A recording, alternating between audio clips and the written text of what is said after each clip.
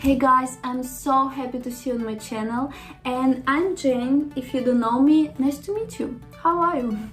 And if you already know me, thanks a lot for keep watching my videos, for your likes and support in the comments. So I haven't been here for long. It was a really tough week for me.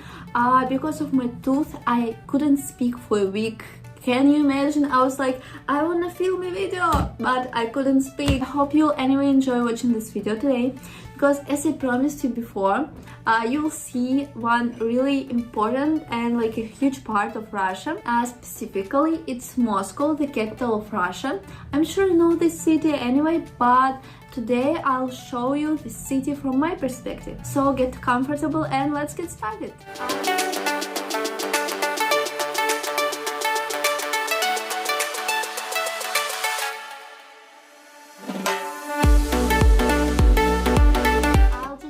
Once it was my spring trip, so it was a little bit cold there. I was traveling from St. Petersburg, another huge city of Russia, to Moscow, and there are actually two ways how you can travel from this city to another. It is plane, obviously, just several hours by plane, or it is the fastest train in Russia. The fastest, the most modern one, it's called Sapsan, and you can get from St. Petersburg to Moscow just in 4 hours.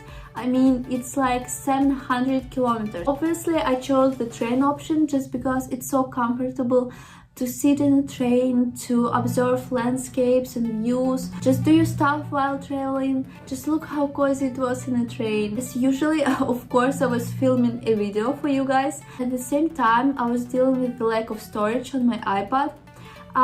One day I'll just buy devices with huge storage, but for now I have to struggle. I was going to Moscow for just a day, so I didn't have much time. That's why I planned everything in advance, where I should go, what I should film and what I should show you guys. And also I even managed to meet with my friends. So this train is like a side of Russia too.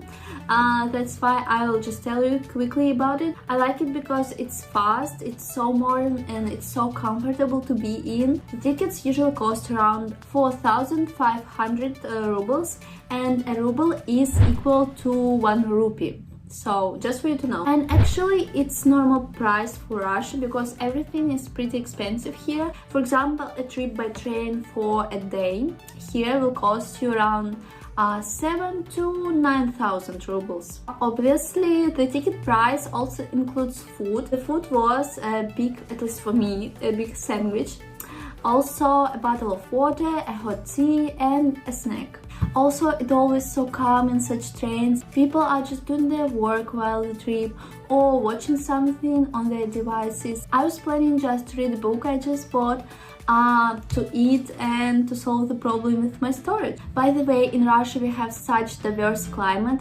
In St. Petersburg it was snowy and freezing, and we came to Moscow just in 4 hours and it was so sunny and warm. It felt like summer in Russia. It wasn't my first time being in Moscow. I travel there pretty often, even though I have to fly by plane from my hometown for about like 3 hours or 3.5 hours, but it's normal for Russia. Russia is an immense country, and usually people spend here like several days in a train to come from one city to another, or just several hours by plane. So in Moscow, my mom and I booked the hotel that she usually likes just because of its location.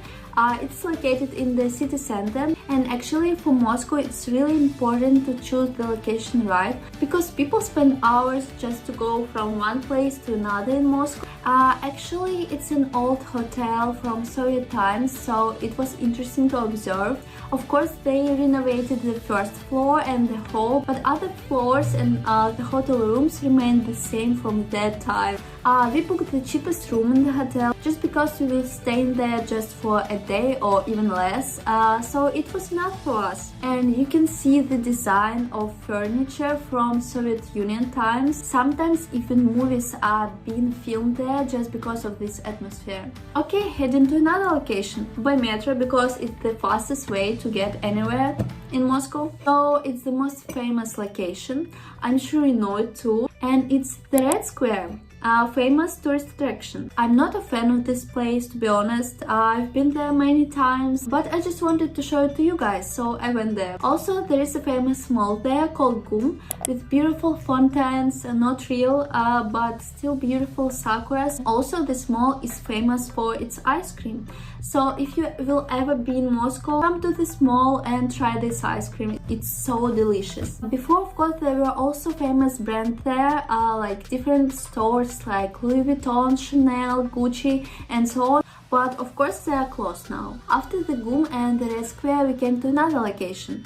It's called Zaryadye Park. It's pretty nice location. Actually, nothing special to expect there, but I just love it for calm vibe. There are usually hundreds of tourists there, but I still feel like it's a calm vibe. So it's just nice because of the views, the landscape, and a lot of open space. Then my mom and I visited one excursion that she wanted to visit. Later in the evening, I was walking with my friend on the streets of Moscow. To be honest, it was my favorite part. Just look how incredibly beautiful it was there. It was pretty much all for this day. So the next morning, we had breakfast in a local cafe in this hotel. Actually, it was decorated in traditional Russian style, so you can also have a look at it. So right after the breakfast, we ordered a taxi and we headed to airport to fly back home. One interesting fact, just as a secret, I'm so scared and afraid of flying by planes. It's like the biggest phobia I have, but going on trips is such a nice experience that I just cannot miss it. I mean,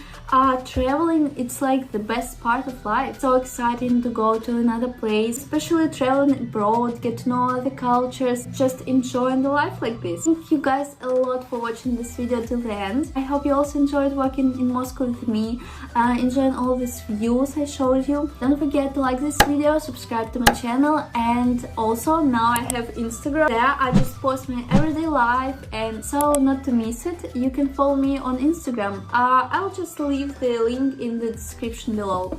So have a nice day and see you in my next videos. Bye!